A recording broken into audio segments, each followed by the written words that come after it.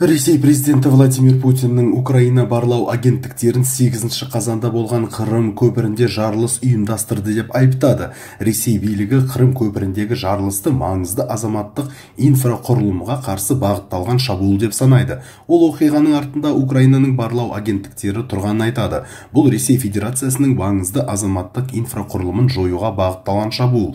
Бұл істі орындаушылар да, тапсырыс берушілер де Украинаның арнайы қызметтері, дейді мемлекет басшысы Ресей Федерациясының тергеу комитетінің басшысы Алексей Бастрыкинмен кездесуінде. Тергеу комитетінің басшысы мұны растап, Украинаның арнайы қызметтеріне ресейлік сатқындар мен шет ел азаматтары көмектескенін айтты.